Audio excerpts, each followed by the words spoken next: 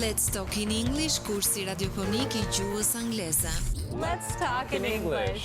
Të flasim anglisht çdo ditë duke ndjekur programin Let's Talk in English në orën 14 në Radio Emanuel. Thanks for taking the time to learn English here with us. I know learning a new language can be hard work, but we believe in you. Situata plot humor, argëtim dhe informacion vinë në familjet tuaja përmes programit Let's Talk in English. Mësojmë rreth teknologjisë, artit, kulturës dhe fushave të ndryshme të jetës, duke ndjekur këtë kurs radiofonik të gjuhës angleze. Let's talk in English. Every day. That's the way. Let's talk in English. Rikthehemi në studio mbas hapësirës muzikore në hyrje të programit unë e kam prezantuar dhe në këto momente na është bashkuar tashmë një mik I përhershëm I Radio Emanuel I programit Muzik Plus, profesori Erisel Kalemaj. Mua më vjen natyrshëm të drejtohem me profesor, të përshëndes dhe të falenderoj që je pjesë e programit në ditën e sotme përpos gjithë angazhimeve dhe kohës tënde të zënë. E di shumë mirë këtë dhe vlerësoj vërtet. Radio është dashuria që më tepër Radio Emanuel, kështu që të falenderoj që sot je në studio për të prezantuar për të disa të herë tashmë edhe një nismë e cila në mos gaboj vjen për vitin e tretë nga Korça Alpin. Sot një fidan, nesër një pyll, por përpara se të ndalemi më konkretisht te kjo nismë, profesor, si ka nisur ky vit, cilat janë angazhimet që ke pasur kryesisht në universitet, por edhe si një ndër antarët edhe drejtuesit e Korça Alpin. Faleminderit për ftesën. Viti ka qenë shumë intensiv dhe ka nisur vrullshëm, përpos angazhimeve me mësimdhënie në universitet. Tashmë universiteti ka hyrë në një fazë të re, në një fazë transformimesh ku edhe projektet kërkimore shkencore janë bërë pjesë e asaj natyrës dyfishe që ka një pedagog, që nuk është thjesht një mësimdhënës përveç, është edhe një kërkues shkencor. Pra jemi njëkohësisht edhe me mësimdhënie dhe me kërkimin shkencor, po ashtu kur je në fazë transformimesh, disa gjëra duhen bërë nga e para, disa gjëra mund të bashkojnë gabim, disa gjëra na duhet shumë kohë për të dhe themi që jemi në rrugën e duhur dhe po bëjnë gjëra të mira për t'i dhënë një vrull universitetit I cili është nuk është thjesht një universitet, por është, do thosha unë, është zemra dhe shpirti, mendja e një rajoni të tërë, jo vetëm qytetit të Korçës, por gjithë rajoni tonë. Dhe kjo zemër, kjo mendje duhet mbajtur gjallë, patjetër pa diskutim dhe këtë zemër dhe këtë mendje mbajnë të rinjt e këtij rajoni, të cilët mua më vjen keq që po largohen, më vjen keq që jam pesimist, më vjen keq që nuk po gjejnë në rrugët e zgjidhjes së problemeve të jetës së tyre dhe universiteti duhet të sillet si një mundësi. Duhet të vijë si një alternativë për këta të rinj, po jo një alternativë thjesht në fjalë, se mund të duket demagogji, por një mundësi reale për këta të rinj të shikojnë si një trampolin për të zgjidhur rrugët e jetës dhe për të ndërtuar jetën më pas. Është e vërtetë, nga ajo që unë di paraprakisht, edhe nga kolegët e tu të cilët kanë qenë pjesë e programit në puntata të shkuara, më kanë treguar më tepër se si Korça Alpin është duke ndërthurur më së miri atë që ajo bën, vizionin, misionin e saj me punën në universitet. Korça Alpin si ka erdhur është një dimension civil, do të thonë qytetar, është një angazhim qytetar, të cilin unë jam përpjekur që t'i bëj bashkë ose jemi përpjekur t'i bëjmë bashkë institucionet, organizatat dhe kur ka bashkëpunim, patjetër që është edhe mundësitë janë edhe më të mëdha. Te Korça Alpin kanë vënë që përtej dëshirës dhe pasionit individual apo të shokëve apo miqve të pasionit që ne kemi për te kjo organizatë, kjo shoqat, si strategji, si plan kemi vendosur të kemi në fokus të rinjt. Sepse kjo mbyllja e këtyre të rinjve, izolimi I tyre, teknologjia pak a shumë bën edhe të vetën, brezi, gjeneratat ndryshojnë, duhet kuptojnë që të dalim pa nga guaska në të cilën ndodhen nga rutina që shpesh është e mërzitshme, është monotone, dhe mendojmë që gradualisht hap pas hapi me durim, sepse është një punë që do kohë, derisa të kuptojnë është një lloj procesi. Të kuptojnë të rinj çfarë është, si mund të angazhohen dhe brenda këtij angazhimi do shikojnë edhe mundësi të tjera. Unë e them për shembull turizmi në rajonin e Korçës është një alternativë, por mos thënë nga më të mëdha dhe më kryesore. Është një aset që ne kemi. Nuk e shikoj në perspektivë në vitet e ardhshme, unë shoh që të rinj të cilët janë të punësuar në këtë sektor. Po kur them të rinj do të thotë që sepse kërkon burime njerëzore dhe të ditura, të mençura, jo thjesht burim njerëz, nuk po kanë fjalën këtu as për kamarir, as për banakier, sepse kjo është bërë rëndom. Po njerëz që të njohin historinë, të njohin kulturën, të njohin zakonet, të njohin etnografinë, të njohin realitetet, natyrën, mjedisin, të shkuarën e kështu me radhë, pararësit e tyre, duhet të jenë të mençur për të shoqëruar këta turistët, do të jenë të ditur, të lexuar, të mësojnë gjuhë të huaja. Që t'ju përcjellin atyre. Dhe do të jetë turizmi, do të jenë të ardhurat dhe mundësi punësimi për këta. Po këtu përfshihen edhe pjesa e marketingut, përfshihet pjesa e teknologjisë, inovacionit, që nuk shkojnë të ndara, nuk janë të ndara nga njëra tjetra. Dikur sektorët dhe fushat apo disiplinat ishin të ndara, gjeografia më vetë, historia më vete, po themi sot shkojnë bashkë, nuk mundet të flasim duhet të ndërthuren patjetër me njëra tjetrën. Duhet të kemi një proces integral. Pra nuk mund të flasim vetëm, po themi nëse unë kam studiuar filozofi dhe jam doktoruar në filozofi, nuk mund të flas vetëm për filozofi. Filozofia shtrihet edhe dhe lidhet edhe me komponentë të tjerë, të disiplinat të tjera. Për shembull, një diskutim që po bëhet sot, ka nisur që në vitet 70 të shekulit të kaluar, është ekofilozofia.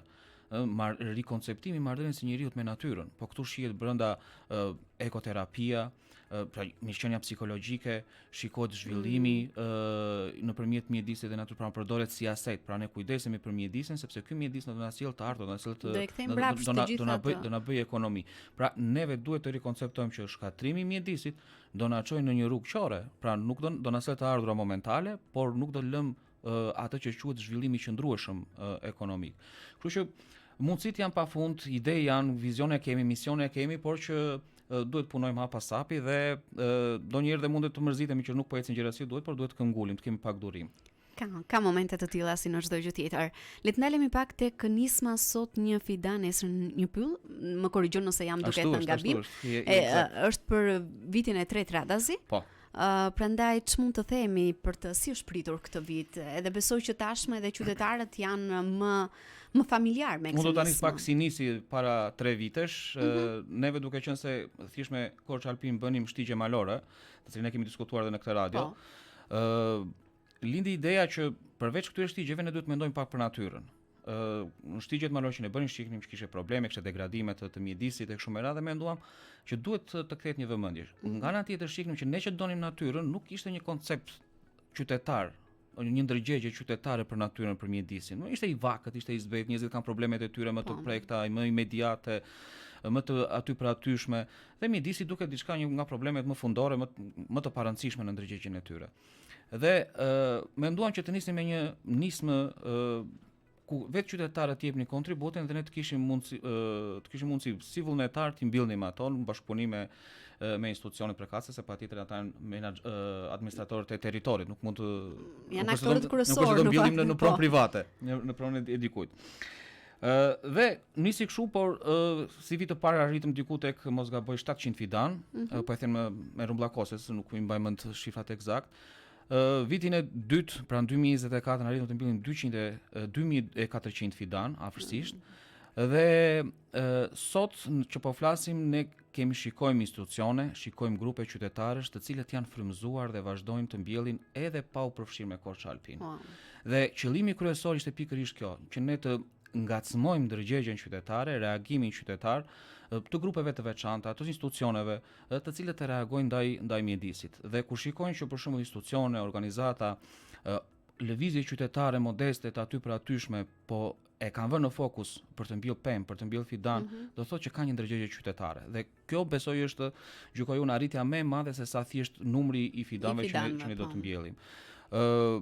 Nga ana tjetër sot jemi në një javë intensive, sepse këtë vit neve menduan që përveç Korçës ta shtrim edhe në gjithë rajonin, ose gjithë qarkun, dhe fokusin menduan të vendosnim fidan diku në ambiente publike të bashkive të caktuara, por menduam dhe e gjykuam që do ishte më mirë sikur të shtonin nëpër shkolla.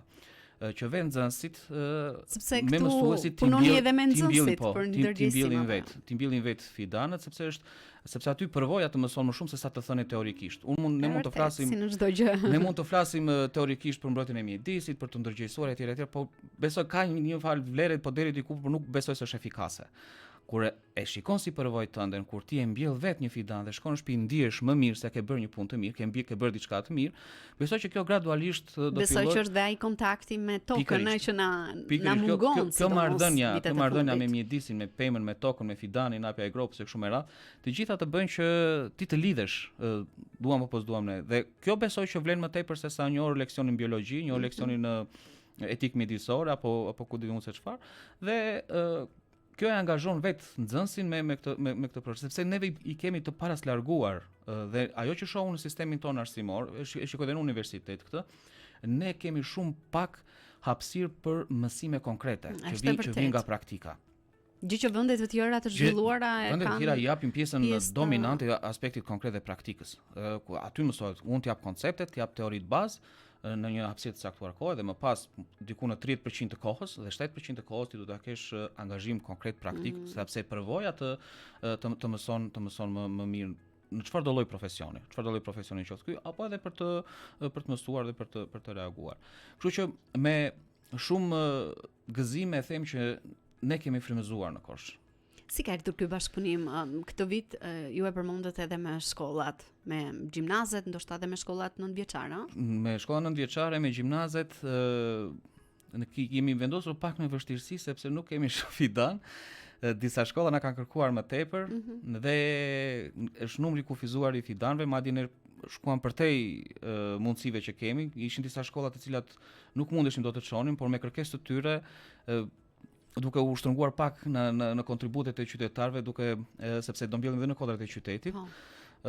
Vendosëm që të çojmë edhe atje pak dhe besoj që për shembull më frymëzuese ka qenë kur vetë shkolla Sevasti Qiriazi, nxënësit e saj na kanë sjellë të gjithë kursimet e nxënësve të fëmijëve të mbledhura në zarfe me ato 500 lekshat e vjetra apo 1000 lekshat.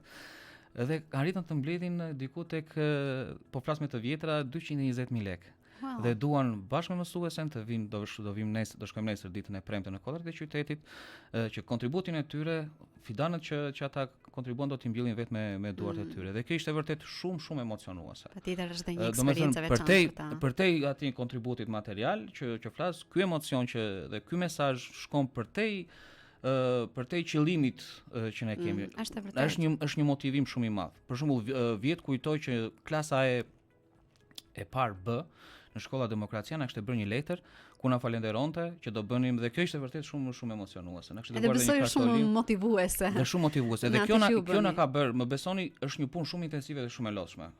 Kemi ditë të tëra të cilat merremi me pjesën sepse kërkon logjistik, kërkon mjete, duhet të koordinojmë punët, sasia e fidanëve dhe lëvizja qytetare dhe reagimi qytetar për fidanët ka qenë mbreslënës.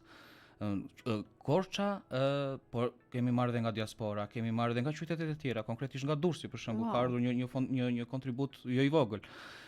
Organizata, biznese, të cilat kanë reaguar në mënyrë shëmbullore.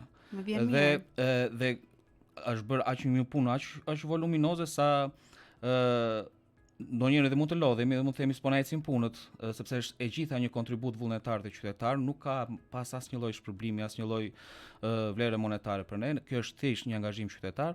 Mirë, po kur flasim për këta fëmijë, për këta nxënës që japin këto kontribute, kur përjeton këtë emocion të tillë, bën që ne të vazhdojmë edhe përtej sfidave, përtej këtyre vështirësive që mund të na lindin. Është vërtet.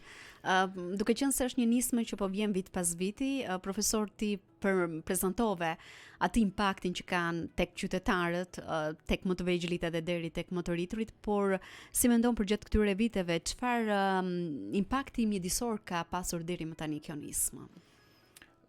Po për shembull unë po vëre që meqense jemi dhe në zgjedhje, po përfshir me këto, po shikoj që po vendosen në programet politike çështjet mjedisore. Pse e them këtë? Sepse zakonisht neve mund të flasim në rrjetet sociale, mund të flasim me një tjetrin kafene, por kur ti ke një mas, s'po përdor fjalën mas, por kur ke ti një grup të madh qytetarësh që mbushin kodrat e qytetit me qëllim për të mbjellë fidan, ky është një reagim. Unë do ta quaj këtë edhe një protestë ndaj institucioneve. Dhe duke parë politika vendimarrësit këtë, përpiqen ta vendosin në fokus. Dhe gradualisht ata do mendohen shumë më shumë dhe do reflektojnë shumë më gjatë nëse do marrin një vendim kundër mjedisit. Pse? Sepse grupi qytetar përfshirja e shumë qytetarëve do t'i bëjë ata të mendojnë dy herë dhe jo të marrin vendime, është një mjedis natyror edhe Mund të bëjnë çfarë të duash.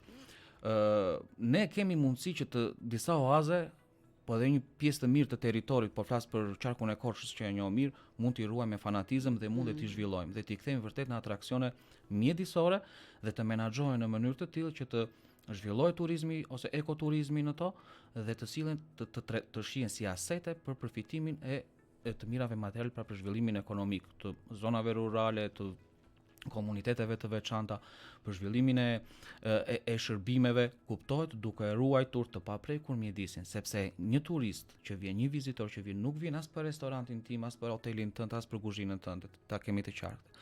Mund vi një herë vetëm për atë. Po mund vi një herë edhe largohet. Ai do vi të shikoj, të çlotet në natyrë. Ai do natyrën dhe nëpërmjet natyrës ti e fton edhe në shërbimin tënd dhe në biznesin tënd. Pra natyra duhet të shihet në kontekstin e biznesit, mund të shihet si mjet. Por që të kesh mjetin, ti duhet që ta kesh këtë mjet, duhet kujdesesh për këtë mjet. Dhe në vetvete kjo kthehet në një qëllim. Pra mjedisi natyra kthehet në një qëllim. Dhe shoh që impakti është shumë i madh. Dhe unë do të thosha që pse jo mund të jemi dhe në një lloj rivaliteti kush të mbjell më shumë fidan. Domethënë kjo është diçka pozitive. Kjo më bën të ulem, të qetësohem dhe të nëse në Shqipërinë neve ose në shoqërinë tonë shpesh mërzitemi për situata të këqija dhe ka rivalitet kush bën më keq. Ne jemi në kushtet e një situate që ka rivalitet kush do mbjell fidan. Dhe patjetër kjo do të ndikojë jo vetëm aktualisht në atë që ne marrim si përfitim nga mjedisi, por edhe në vitet e ardhshme. Po patjetër ka diçka po të shikosh edhe e botën e zhvilluar dhe e qytetëruar, mjedisin e ka vendosur në fokus dhe në pjesën kryesore të prioriteteve të veta. Domethënë nëse merret një vendim i caktuar, mjedisi është kryesorja, që do thotë edhe zonat urbane. Ore sa parqe do t'i ndërtojmë qyteteve? Sa burime ujore do t'i ndërtojmë qytet? Për shembull neve në qytetin ton nuk gjejmë dot burim ujor. Të shëtit në qytet në një ditë të nxehtë korriku, ti patjetër duhet të blesh një shishe ujë sepse nuk ke një burim. Ndërkohë ka qytete që e nisin pikërisht nga këto burimet publike, Kosha i ka pasur dikur, sot nuk i ka. Duken si gjëra të vogla, po janë të rëndësishme. Mjafton një turist, një vizitor të shëtisë dhe të shikojë që këtu ka një burim ku ti mund të mbushësh shishen tënde të ujit, është një mundësi për të, është një si thua, krijon një lloj komoditeti aty. Po duke shtuar këtu te qytetarët. Neve për shembull unë mendoj kodrat e qytetit, duke qenë se kanë qenë atraktive dhe ne po mbjellim shumë fidan atje, duhet të kthehet në një politikë se si duhet të menaxhohet. Pra unë mendoj që nuk është që është më kryesorja, se ne mund të mbjellim fidan, por mund të shkojë dikush nëse shkatrohem që i shkatron dikush që për shembull kemi pasur raste që shkojnë me bakti, për dikush që mund t'i vërë një zjarr, pra duhet mbrojtur kjo. Institucionet vetë duhet të sigurojnë ujitjen në kohë, në periudhën e nxehtë që ata sa të rriten të zhvillojnë, të kthehen në pemë të mirë. Duhet të bashkëveprojnë të gjitha aktorët në mënyrë që kjo të qëndrojë dhe ti nëse ndërton një strategji vetëm për kodrat e qytetit, ti e kthen në atraksion për banorët që në periudha të ngrohta zakonisht bëjnë shëtitjet e tyre dhe ke të moshuar, ke të rinj, të cilët nuk e kalojnë kohën duke mos bërë asgjë, por kalojnë një shëtitje dhe larg problem. Nga ana tjetër kjo edhe mirëqenie psikologjike. Një shëtitje në natyrë që ti e ke shumë afër, ke vetëm 5 minuta larg shtëpisë, kthehesh në shtëpi më i gëzuar. Pra ekoterapia që ti bën vetes nëpërmjet kësaj shëtitje në natyrë dhe duke shëtitur në kodë, duke parë horizont dhe pamje, ty të bën që të jetosh edhe më mirë. Edhe sidomos në kohën në cilën ne jetojmë ku përgjithsisht jemi të mbyllur në atë kuadratin ton, ambientet tona të vogla të shtëpisë, por edhe në punë, në zyrat tona. Sot flasim për ankth, sot flasim për depresion, sot flasim për stres e kështu me radhë. Natyra është terapia më e mirë që mund t'i bëjmë dhe është falas. Është e vërtetë. Është zero. Edhe në çdo informacion që u ndaj në kuadër të kësaj tematike. Natyra është dhe ne do ta shikojmë edhe si mirëqenie psikologjike. Pra, jo vetëm si mirëqenie ekonomike që po flisim për turizmin, por edhe si mirëqenie, impakti nuk e ka po themi të menjëhershëm, pra të dukshëm. Po, patjetër. Por impakti kush faqet? Nëse ti bën një shëtitje në natyrë, shkon po themi te kodrat, më bën një orë shëtitje ecje. Ti do kthehesh më e gëzuar në familje, do t'i duash më shumë njerëz. Edhe le të mos harrojmë atë kontaktin e munguar me natyrën kryesisht tek të vegjëlit, ë. Të pasurit në botë nuk jetojnë më me teknologji dhe në luks, po jetojnë në natyrë. Madje po ndërtojnë dhe fermat e tyre që të ushqejnë edhe shëndetshëm. Domethënë jemi pak larg. Pra të pasurit, këtë po e bën i pasur në botën e qytetëruar. Ai do të jetojë qetë, do të jetojë në natyrë, do të jetojë në artë të pastër, do të ushqehet shëndetshëm, dhe po e bën këtë. Ne mendojmë që po jetojmë mirë duke jetuar në thonjza në modernitet dhe në luksin e jetës sonë përditshme. Është thjesht një gënjeshtër. Jemi gabim. Dhe këtu shumë individ nuk e gjejnë dot shpëtimin. Pse? Nuk e mendojnë natyrën si alternativë. Dhe prandaj thash që ne duhet punojmë shumë me pjesën e ndërgjegjjes, me pjesën e konceptimit edhe marrëdhënies së njeriut me mjedisin. Ne do të kemi një shkëputje të shkurtër muzikore për të rikthyer vetëm pas pak dhe për të zbuluar pse jo më tepër nga ajo që Korça Alpin është duke realizuar, por edhe mbi gjitha në kuadër vërtënismës suaj më të fundit sot një fidan nesër një pyll. Shkëputemi për të ndjekur këngën Dashuri e Perëndis kënduar nga Gloria Nure dhe rikthehemi vetëm pas pak në studio me profesor Eriseldin. Dashuri e Perëndis asnjëherë nuk ka kufi, është e derdhur tek çdo njeri. Kjo e madhe dashuri dhënë përmes Spirit të Tij për të na çuar në liri. Vetëm zemra po të hap, dashuri e Tij do të vi dhe shpejt jeta ime do jetë e Tij. Dorën unë t'i zgjas atij, haj më merr me dhenshuri, dashuri e Tij nuk ka kufi.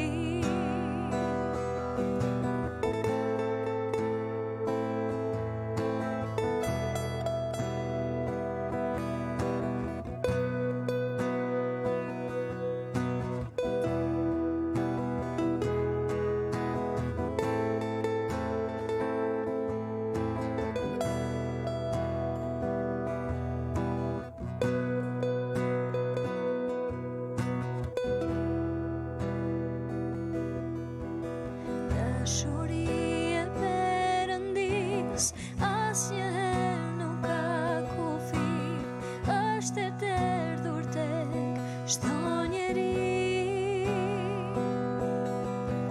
Kjo e madhe dashuri dhënë përmes Spirit të Tij për të na çuar në liri. Vetëm zemra po të hap, dashuri e Tij do të vi dhe shpejt jeta ime do jetë e Tij. Dorën unë t'i zgjas atij, haj më merr me dhenshuri, dashuri e Tij nuk ka kufi. Dashuri e Tij nuk ka kufi.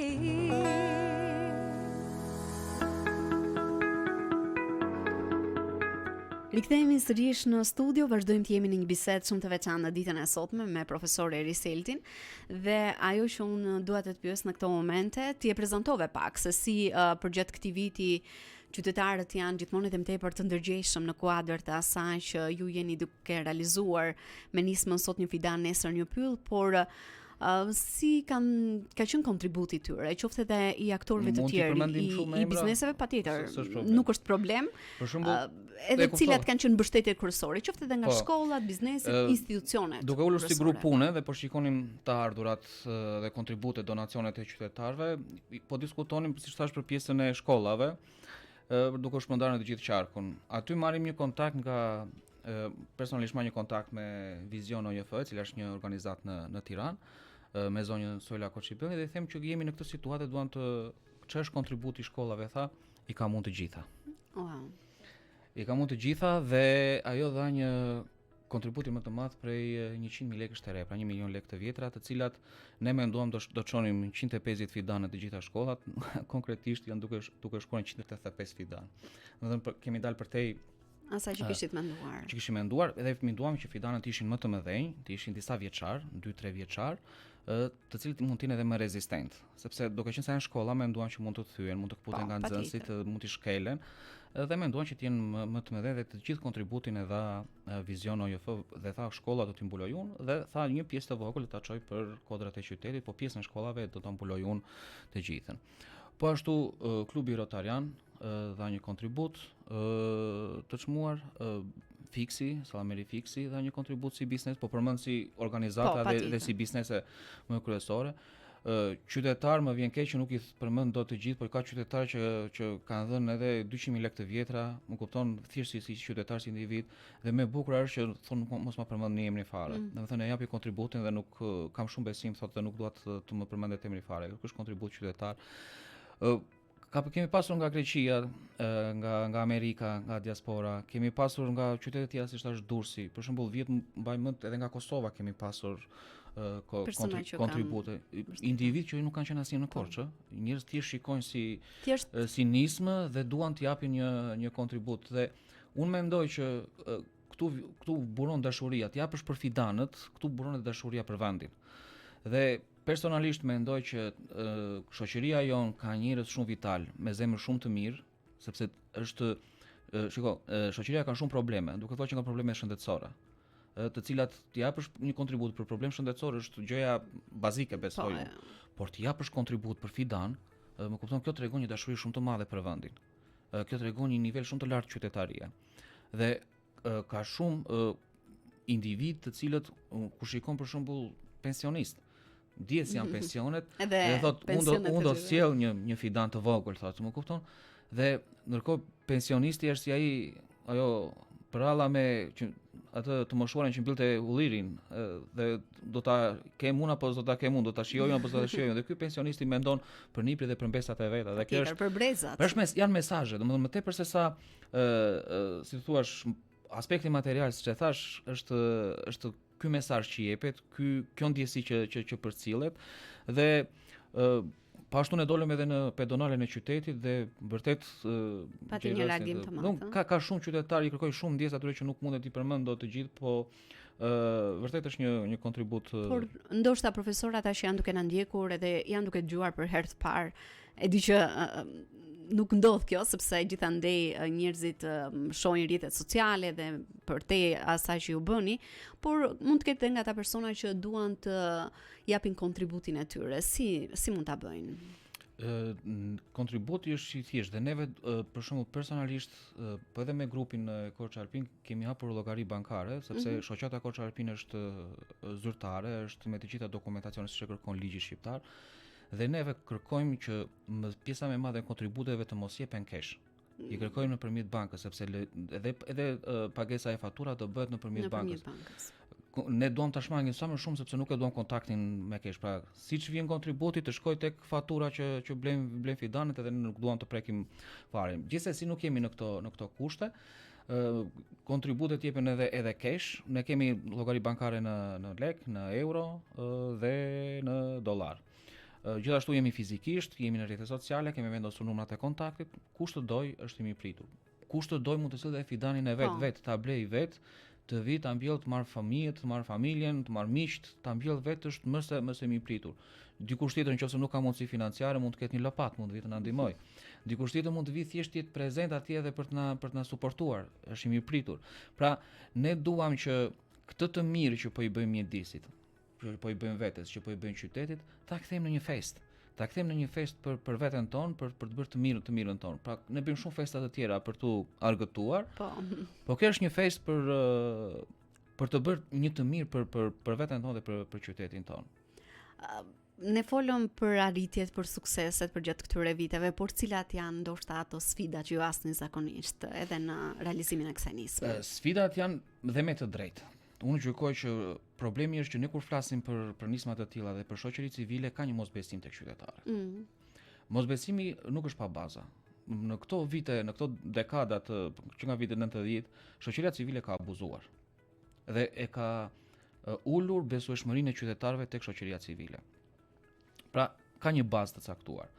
Por ajo që kemi kuptuar ne, ata që na njohin, kanë kuptuar që duhet na besojnë. Dhe ka diçka që kanë vëre në Korçë, nëse nuk të besojnë, nuk të përfill njëri fare. Është shumë e theksuar që në momentin që të beson, filantropia shkon në nivele ekstreme. Në momentin që të beson. Është një element shumë i rëndësishëm besimi, patjetër. Dhe ka shumë qytetar për shembull që e lidhin edhe me bombardimin e mediatik, për shembull na lidhin me tjerë që mbjellin fidan, domethënë sikur ne jemi institucion, sikur neve po i marrim këto para për vete. Do ka një unë e quaj fyerje, e përjetoj personalisht, por duhet të vazhdoj. Duhet të vazhdoj, do kemi dhe i qytetarë të cilët mendojnë kështu, por neve përveç kohës japim edhe kontributin personal për këtë pjesë, përveç se organizimit e kështu me radhë, dhe kur shikoj ato kontribute atyre nxënësve, atyre pensionistëve, dhe kur shikoj këtë ngazëllim të qytetarëve, më bën që të vazhdojmë dhe të mos i shohim këto. Pra problemi më i madh, dhe me të drejtë them, jo për fajin ton, ka të bëjë me besueshmërinë e qytetarëve, sepse media, opinioni publik, shoqëria civile kanë një besueshmëri të ulët tek qytetarët. Dhe shpesh e ngatrojnë.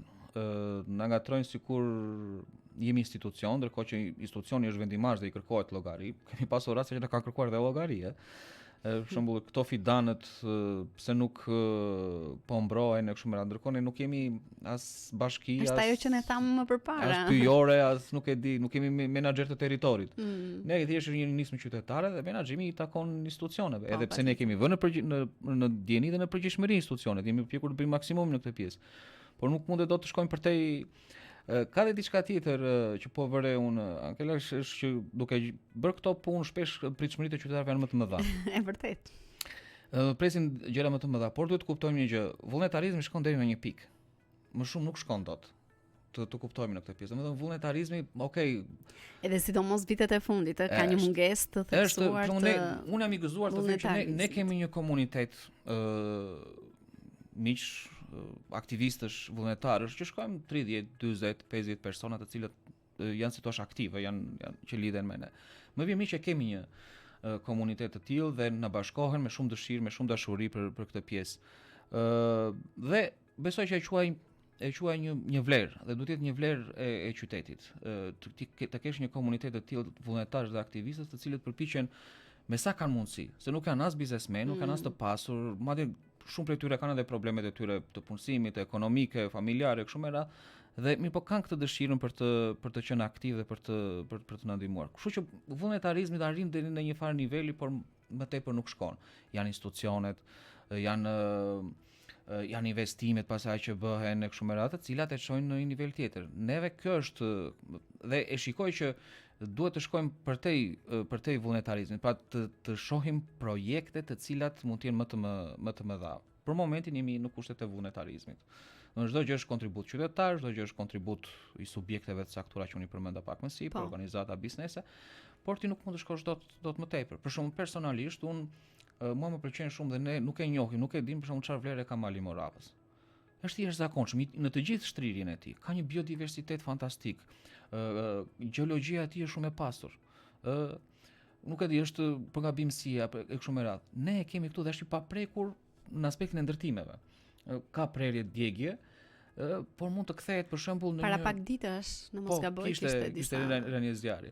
Djegje.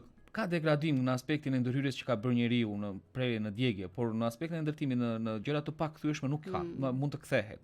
Dhe unë për shembull do doja që të ishte një projekt i madh, se si të rivitalizohet e gjithë vargmali i Moravës, sepse është shumë i bukur. Ne e kemi këtu. Dhe e kemi përdorur për prerje. Shumë i prekshëm, edhe nga qytetarët. E ke shumë afër, duke thënë edhe ti mund të bësh një piknik, mund të bësh një shëtitje, mund të bësh një kamping, mund të bësh një shëtitje me biçikletë në natyrë kështu me radhë, dhe e kemi shumë afër.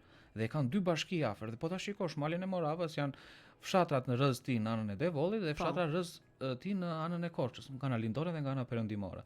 Brenda e gjithë vargmali i Moravës është natyrë. Nuk ka as hidrocentrale, nuk ka as resorte, nuk ka asnjë gjë. Dhe do ishte bukur që të vitalizoheshe, dhe ka tysh në brendësitë e tij ka bukuri dhe natyrë fantastike, një diversitet bimësish edhe për mos hyrë në teknikalitete, të cilat e bëjnë vërtet shumë atraktive, por ne nuk e bëjmë dot. Ne mund të mbyllim kaq fidan në kodrat e qytetit. Është për te kapaciteti është për te kapaciteti, pra duhet një projekt i madh, një vizion se si ne do ta ndërtojmë. Dhe kjo i takon vendimarrësve, i takon projektuesve të mëdhenj, të cilët kanë kapacitete. Ne çfarë kemi? Ne kemi fjalën në këtë rast. Ose po themi dhe asistencën, kemi dhe konsultën, më kupton, por që nuk mund të shkojmë përtej kësaj. Kështu që vullnetarizmi ndaje vendosa theksin tek ndërgjegja qytetare. Në qoftë se ky vullnetarizëm ka prekur qytetarët, unë e quaj mision të realizuar. Ndalemi shkurtimisht edhe tek Korçë Alpin, sepse sot një fidan, nesër një pyll është vetëm një ndër nismat e saj. Di që ju jeni gjithmonë edhe më tepër aktiv dhe nga ajo që un kam parë në rrjetet sociale, ndoshta nuk kemi kohën e mjaftueshme për të prezantuar gjithçka që keni realizuar deri më tani. Telegrafike. Por më trego pak se cilat janë planet tuaja për muajt e ardhshëm. Po unë do të them që Korçë Alpin ka organizuar edhe babagjyshin alpinist, i cili realizohet për Krishtlindje dhe çon dhurata në zonat rurale. Dhe e kemi bërë 2 vjet, një vit nuk patëm mundësi ta realizonim, dhe që në zonat të thella rurale dhurata për fëmijët. Ndërkohë që fëmijët e qyteteve, zonave urbane mund të festojnë me drita, me zbukurime. Edhe shpërdorojnë ndonjëherë ato. Edhe shpërdorojnë ndonjëherë gjithë këto të mira dhe nuk ke idenë ankelat të shkosh në një fshat të thellë dhe të çosh dhurata për fëmijët e zonave rurale. E kam provuar, profesor. Nuk e di si të presin. Me orë të tëra të presin. E kam provuar për shkak të punës dhe babagjyshi. Edhe e dim në fakt se sa ti vlerëson, jo vetëm gjithçka që ke, por edhe atë gjë të vogël që ndoshta mund t'i japësh për ata. Aty kupton shumë çka. Po ashtu ne kemi organizuar edhe me persona me aftësi ndryshe, për shembull mbaj mend dita e tokës ku ne bëmë një shëtitje pak puc zbathur për të sensibilizuar për atë që disa persona me aftësi ndryshe siç është verbëria, të mundet ta ndinin dhe të shëtisnin bashkë me ta, të shoqëronin me ata, të bëjmë një piknik e kështu me radhë. Përpiqemi gjatë gjithë kohës, por thashë edhe njeriu në kushtet e vullnetarizmit. Domethënë dhe nuk mund të bësh shumë gjëra të mëdha, edhe pse ide kemi, dëshira kemi. Konkretisht jemi duke planifikuar angazhimin me të rinjt dhe duke bërë një strategji me aktivistë dhe vullnetar të rinj për të krijuar një rrjet të rinj, të cilët janë të apasionuar pas natyrës, pas sporteve dhe pas misionit që ne kemi. Dhe tashmë ne po mendojmë që të dalim edhe jashtë qarkut. Dhe do shkojmë në Greqi për të bërë ngjitje alpine. Kemi menduar të shkojmë në Vlorë, kemi menduar të shkojmë gjysmë Korabin, po e them për gjatë gjithë vitit, po i përmend në mënyrë telegrafike. Kalimin në Valbon Theth, janë si plane. Deri tash kemi duke i realizuar, por që do dhe ato kone vet, duhet gjykuar dhe situata dhe rrethana në cilat ndodhemi, por pa harruar asnjëherë promovimin e bukurive që ka qarku jon. Po pse jo edhe kritika dhe problematika që shfaqen në këtë rast për t'ia vënë në dukje vendimarrësve. Ndonjëherë na dëgjojnë, ndonjëherë na neglizhojnë, po s'ka problem, ne do vazhdojmë. Dhe është më bukur se sa thjesht të bësh kritik dhe të rish në shtëpi, dhe është më bukur kur ti bën veprimin dhe i kërkon llogari, sepse thjesht të rish edhe të kërkosh llogari, ndërkohë që neve veprojmë, jemi në terren, edhe më pas i kërkon dhe llogari. I bën një shërbim qytetit, promovon bukuritë, të cilat mund të ndjetë tek bizneset, jo për momentin, po do ndjetë, ndoshta kjo s'do kuptohet, mos kuptohet, s'ka problem. Po nga ana tjetër, unë duke i bërë një shërbim qytetit në mënyrë qytetare, civile, vullnetare, atëre, si të thuash, unë e vendos edhe kam të drejtë ta ngrej dhe zërin për të kërkuar dhe më tepër llogari. Për te i të drejtës si qytetar që më jep ligji, taksave që paguaj kështu me radhë, po kur unë kam një angazhim qytetar, kam më tepër zë për ta thënë se thjesht mos bëja asgjë dhe thjesht të kërkoj llogari. Her pas here kam parë që ju bëni edhe pastrimin e këtyre zonave nga mbeturinë. Ja, harrova, shikoj harrova. Janë shumë aktivitete të cilat organizojmë dhe përpiqemi, por thash, ndonjëherë dhe kur ulemi bëjmë bilancin vjetor të shoqatës, atëherë kuptojmë sa shumë kilometra kemi ecur, sa shumë aktivitete, se ndonjëherë dhe në bilanc i harrojmë disa aktivitete që dhe përmendim rrugës. Pothuajse në çdo fundjavë jemi në terren, jemi në aktivitet, qoftë me pastrim, qoftë me ndërgjegjësim, qoftë me ecje në natyrë, pra pothuajse çdo fundjavë jemi në për shembull konkretisht jemi duke biseduar me një organizat në Maqedoni, organizat më duket biznesi, se po bisedon ekipi tjetër, një pjesë tjetër e ekipit këtë për të organizuar një kamping të madh në Maqedoninë e Veriut, dhe ata do rikthejnë për të bërë një kamping të madh në Korçë, që janë aktivitete të cilat i mungojnë qytetit tonë dhe janë potenciale të cilat janë të heshtura, të fjetura, po që duhen zgjuar dhe duhen vënë në dritë për të thënë që është edhe kjo mundësi, është edhe ky dimension i jetës sonë për tu zhvilluar dhe për tu pse jo marrë vëmendjen e merituar. për të marrë vëmendjen dhe për të marrë edhe përfitimet ekonomike, pse jo.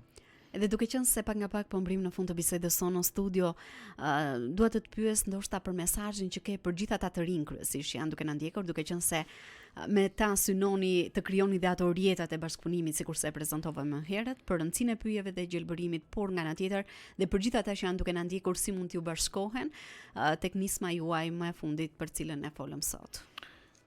Të rinjve dhe qytetarëve do t'ju them vetëm keni parasysh me një vullnet të hekurt për të mbrojtur mjedisin, duke filluar që nga mbeturina që ke në xhep që në jenë bulevard. E rezisto për ta hedhur në koshin e mbeturinave. Mbill një fidan në kopshtin tënd, në lagjen tënde, bëj një gjë të mirë, nuk të kushton asnjë gjë. Mos mendo dhe mos gjyko të tjerët dhe opinioni publik çfarë të thotë, bëje për veten tënde, bëje për shpirtin tënd që të shkosh në shtëpi dhe të thuash unë ndjeva mirë sot bëra një gjë të mirë. Të rinjve do t'ju them mos qëndroni shumë pasiv. Nuk vin njëri t'ju shpëtoj. Ju do shpëtoni veten, edhe shpëtimin e gjeni brenda vetes. Natyra është një alternativë, sportet e natyrës është një alternativë. Ju mund të keni pasione të tjera, patjetër që ndiqeni, po mendojeni dhe gjykojeni dhe merrni në konsiderat edhe pjesën e natyrës, se vërtet do t'ju ndihmoj edhe në sukseset e jetës, edhe në sukseset e shkollës apo edhe me gjërë. Për sa i përket angazhimit me Korçë Alpin apo lidhur me nismën, ne jemi të hapur dhe presim çdo. Siç thash, ne kemi një komunitet të caktuar dhe nuk ka kritere për të qenë pjesë e Korçë Alpin. Kur do të bëhet për shembull mbjellja e fidanëve? Neve kemi nisur që ditën e martë kemi çuar 45 fidan në 3 shkollat të Pogradecit, ishim dje në 2 shkolla në Kolonjë dhe 1 në Korçë, ku çuam 80 fidan të tjerë. Sot jemi duke çuar në Korçë dhe Devoll në shkolla të tjera 41, mos gaboj. Nesër jemi në Maliq dhe Korçë, shkollat e Korçës 51 fidan të tjerë. Po njëkohësisht nesër jemi dhe në kodrat e qytetit ku do na bashkojnë studentët. Është edhe dita ndërkombëtare e pyjeve. Është fiks dita ndërkombëtare e pyjeve. Në kodrat e qytetit në orën 11:30 do të jetë një grupi tjetër, se një grup do jetë merret me shkolla, do vazhdo të jetë me shkollat, ku do ketë student, nxënësit e shkollës Qiriazi, Sevasti Qiriazi, vullnetar, qytetar dhe njëkohësisht do vazhdojmë edhe ditën e shtunë në orën 10 po në kodrat e qytetit dhe nëse do ngelet ende pa bërë punë do jemi edhe ditën e diel po në orën 10 për të vazhduar. Kështu që ftoj të gjithë qytetarët ta kthejnë në një shëtitje, ta kthejnë në një piknik, të marrin miqt, shokët, të afërmit, të marrin familjen, fëmijët dhe të vinë të mbjellin një fidan dhe pse jo pasaj të kalojnë një fundjavë akoma më të bukur më pas. Falenderoj shumë profesor për gjithçka që ndave në ditën e sotme, edhe për gjithçka që je duke bërë për qytetin, por jo vetëm edhe më gjerë.